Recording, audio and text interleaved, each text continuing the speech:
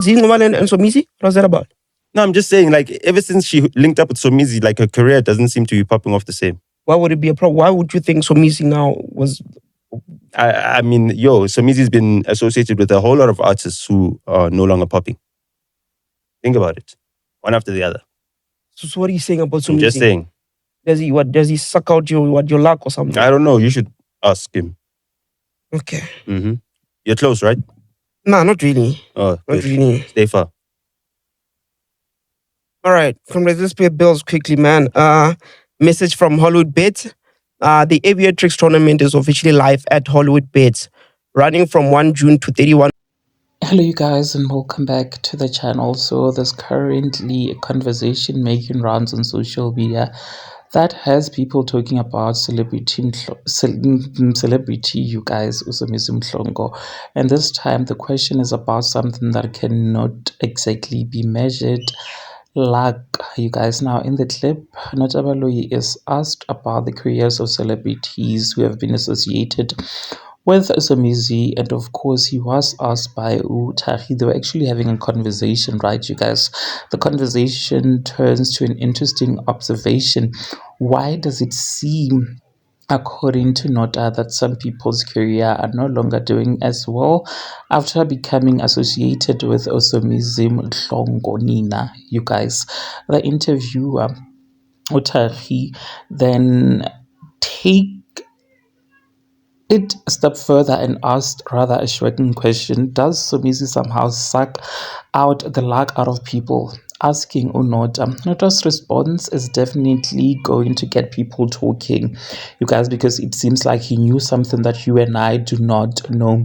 He points to several artists and celebrities who, according to him, were once popping but are no longer enjoying the same level of attention they used to before they got themselves associated with Somizi. He tells Utahi that if he wants to know whether Somizi is somehow responsible, he should ask Somizi himself, because he and Somizi are friends, you guys. Now, before we run with this claim, before we make further allegation, it is important to make something very clear. This is just a conversation that was out there, and an allegation popped up in this clip, you guys. And I saw the comment section, people were saying that maybe Nota knows something that you and I do not know.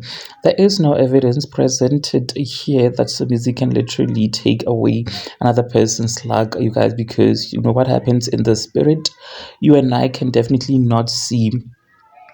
And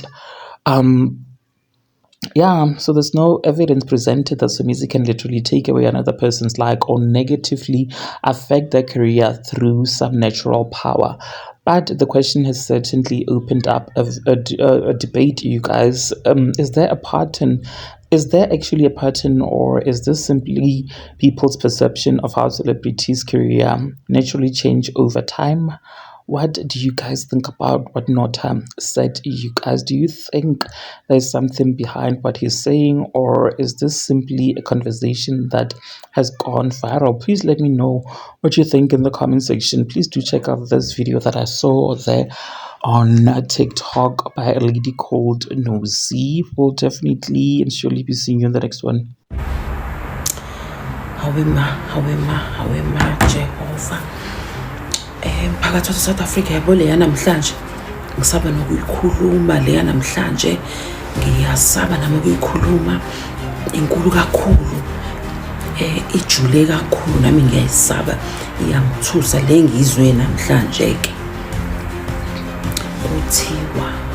Kuthiwa guys, ngakhohlwa, kuthiwa inzwabethi allegedly izinto sizizwa ngenzwabethi lezi asizinaso isiqiniseko sazo, kuthiwa guys, kodwa ngiyasaba, kodwa ngizosho-ke. Kodwa kuthiwa uNotha Baloyi, uNhlamulo Baloyi, uNotha ngazi ube ne-interview kuphi, or ile podcast yabo yini koMaG laphayana, or ile podcast yakhe nalo mfana lo mncane lo, ngiyamkhohlwa igama lakhe, nalo mude lo jwayele ukuhilizisana noNotha kuleyo podcast ke. Kuthiwa kuleyo podcast uNotha ukhipha indaba ezithusayo ngoSomizi, Jehova. ngiyamthanda phela, ngimkhonzile uSomizi, naye uNotha ngimkhonzile. Iyangisinda le ndaba bazalwane, kodwa kuthiwa uthi uNotha uSomizi wayesephuphile, ehluphekile, engelutho, engenalutho, esewumqothuka, encela amafinyila uSomizi, engasazi ukuthi ahlanganise imi nani, sekuphelile ngaye. Kuthiwa vele wacabanga uSomizi ukuthi enze njani, esayindoda ngaleso sikhathi, esayindoda nje eqondile, ethandana nabantu besifazane, ezalisa futhi ekwazi ukuthola abantwana. Kuthiwa nje ngaleso sikhathi uSomizi wayesayindoda eqondile, insizwa impela, akazalwanga ngathi akazalwanga kule community yethu lesikhonze kakhulu, Nkosi yami, i-Rainbow community. Kuthiwa cha, uSomizi akazalwanga enjalo, akafani nalabo abazalwe benale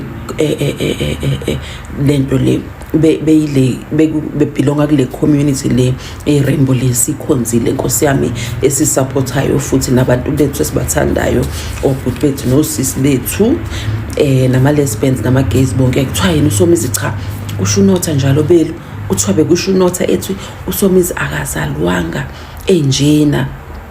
uSomizi wayinsizwa elishaya igqenye impela. Kuthiwa wayelishaya igqenye uSomizi eyinsizwa, kodwa kwafika la esebona ukuthi kuphelile ngempilo yakhe, and uSomizi ekuzonda ukuhlupheka, wathi wathi never on a Sunday morning uSomizi wasukuma, wayithintitha, wahamba efuna usizo, waze wayofika ngaze Mozambique yini okuphe enyangeni enkulu ethusayo, engafani nathi thina phela. Le mithi le ayikho kahle la, yabo. Abanye bethu sisebenza ngamanzi namakhandlela, siphelela lapho nomthandazo neBhayibheli, yabo, abathandazi njengathi, bese abanye ke inyanga futhi nazo ezilaphayo. Le mithi kahle lezi ilwane lezi zilandwa kude, ngathi wahamba ke uSomizi uyofuna lezo zinto ke, kuthi wabuya nenkunzi malanga yesilwane, mangabe isilwane oyini le yabuye seyithwele, yathi nje uzonotha, ukuhlupheka ngeuphinde ukwazi. Hawu, kuthiwa wathi uSomizi ayingeke, kwathiwa kodwa khona izinto kuzomela uyimele. Wathi yini, kwathiwa phela fanele ulanda abafana ke manje, lento izosebenza ngokuthi kube khona abafana, yabo. Hayi ukuthi ugay, kushiwo kanjalo, kusho uNotha, kusho mina, kusho uNotha. Kwathiwa uzosebenza ngokuthi ube gay, usuzolala nabafana ke, amandla uzowalanda kanjalo ebafaneni. Kusho lenyanga ke imnika lento eyamnika yona esingayazi phela, into yomoya le angeke uyibone ngamehlo enyama. So awazi ukuthi isilwane sini umhlola muni, sivunguvungu sini, onkanyamba yipi leyo ke obuya nayo, ufika uyimbathe lapha, ubuye nayo. Ayikuthiwa ubuya naleyo nto, kwathiwa wathi ngeke ngikhathele ukuhlupheka, wathi uzoduma umhlaba wonke, uzoba isicebi ngiyokuphinda ukwazi ukuhlupheka, kodwa kunemigomo nemibandela. Wathi uSomizi anything for umcebo, wathi ngithi anything, wathi ngikhathele ukuhlupheka, wathi akekho umuntu othanda ukuhlupheka. Wena uyakufuna ukuhlupheka ebuza inyanga, wena ungakufuna ukuhlupheka, yathi inyanga cho. Wathi wena ungakumele ukuhlupheka, yathi inyanga cho. Wathi pho ngisolana nginike lento, hayi yathi inyanga ngiyakunika lento ndoda, ngiyophinda uhlupheka, kodwa wena ngeke usaphinda uthandane nabantu besimama, usuzoba umuntu wesilisa ke manje, usuzojajula nabantu besilisa, yabo. Uthi uNotha, yathi inyanga usuzojula nabantu besilisa. Wathi uSomizi kuyini ukubekezela nje ingqeni nje kambalwa, ngizokwazi ukuthi ngithole yonke into engiyifunayo, ngibe nayo yonke into engiyifunayo. Wayithatha kanjalo ke lento le esizofuna ukuthi kube khona abantu besilisa eduze kwakhe, kwaphenduka kanjalo ke, yabo. Hayi futhi uthi uphendukile, usangathandana nomuntu wesimama, kodwa amandla akhe asebantwini besilisa kumele evuke kumuntu wesilisa ngaso sonke isikhathi ukuze ephakame nento yakhe ephakame. Kwaphinda umgomo wesibili, kwathiwa wena, kusho uNotha, kwathiwa wena ukuze inhlanhla yakho or istar sakho sihlale sishine bright, kuzomela wena udle umunce kulaba abanezita ezishine bright, ukuze nawe angithi uyazazi into zokuthwala ihamba expire, ihamba ziphele ifadalala. Kwathiwa kodwa ukuze lokhu umile, ungaphuphi, ungawi, enza sure ukuthi uyisondeza nalabantu laba angazuthi bayaphumelela, baphakeme, badumile, baneyinhlanhla nabo, banenkanyezi nabo, istar sign nabo shines bright like a diamond, yabo. Kwasho lo uRihanna kwathiwa afuna labantu whose star shines bright like a diamond yabo. Hayi thiwa uSomizi wathi hayi ke ushentshweni phela yabo. Usho entshweni baningi labantu eSouth Africa engamunca kubona inhlanhla yabo. Thiwa ke hayi ke uSomizi ke kusho ubani uNotha, kusho mina bazalwane, akusho mina mphakathi, kusho uNotha. Uthi uNotha ke wathana noma ngabe unenhlanhla kanjani, noma ngabe uphumelela kanjani, noma ngabe uphezulu kanjani, wadibana no Somizi noma wawumngane noSomizi kuphelile ngawe. Kuphelile ngawe. Uthi uNotha nje uSomizi ubefrienda labantu uzenza uzisondelisa labantu asuke bedumile phela ukuze ondle lento yakhe. Uyondla ngamadoda le yakhe kodwa inhlanhla uyikhulisa yabo. Umnotho wakhe ukhulisa ngeinhlanhla zabanye abantu. Thwake usondela labantu abadumile amunceke, imunceke lento. Uthi uNotha iba umngani kaSomizi at your own risk, ungathi awutshelwanga, kusho uNotha. Uthi iba umngani kaSomizi at your own risk, ungathi awutshelwanga, ungathi awonishwa. Uze wababala ngazi uthi ubonangi, kodwa kuthi ubonangi wasinda ngokulambisa yini.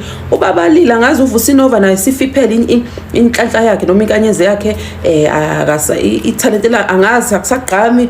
Babala noCasper bathi akasekho relevant.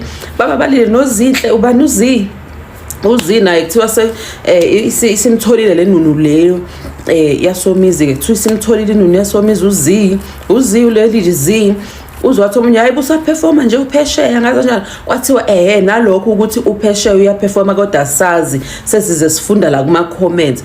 Qala ngabe nje udumile, ngabe kuyaziwa, ngabe uyayidiscover nje le ndaba ungafundanga kuma comments, kodwa sesizwa la kuma comments besingazi nalokho yabo. Kuthiwa nje angazi nobani, kwathiwa naledi baleka kwathiwa noBobo waphuphiso uSomizi, kwathi uBobo waphuphiso uSomizi, angazi wabo kudimana noSomizi bangathi noMamkhize udadewethu, inkosi yami udadewethu sisi wami omdala uMamkhize. Ngazi ukuthi after Somizi waqalwa nje ilezi ndaba zoSARS nezinkinga zeimali nani kodwa phela I'm sure imadlana ikhona sakhona odadewethu. Inkosi yami noma u50 njana nje, inkosi yami ungisendele wona mntakama esafa ukuxakeka lana bu hawu ungizame nje ngale lapha nalapha yamntakama sabandawonye sizalwa ndawonye suzalo inkosi yami oku100 njana ke. Hayi ke kodwa ke ngizokukhulekela mntakama, ngeke phela silunge, hawu ngeke nje silunge ukulahle ukwelwa uwena, siphushelwe uwena, ngeke kulunge. Sizokubeka emthandazweni ngoba impela bayambala udadewethu ke uMamkhize naye ukuthi kwabo nje ukuthi abe close to Somizi. Bababalile uBobo Mbhele usezevuka manje sebonala kuDurban July uyabo. Kuthiwa nje bisiphe indaba yaBobo uCasper abambala nguDJ Zinhle uCasper uVusinova nje kakhulukazi uVusinova. Kodwa bekunelist angisayikhumbuli phela, sekukhulekile kodwa bekunelist yalabo abantu asebephuphile phela ngoba basondelana noSomizi, baba umngane kaSomizi. Yamunca ke lento le emuncayo ke yamunca ukuthiwa futhi masemuncile laqaza phansi ahambele kude engathi akakwazi, engathi akaza kubone, engathi nje akaze nishare ispace esodwa.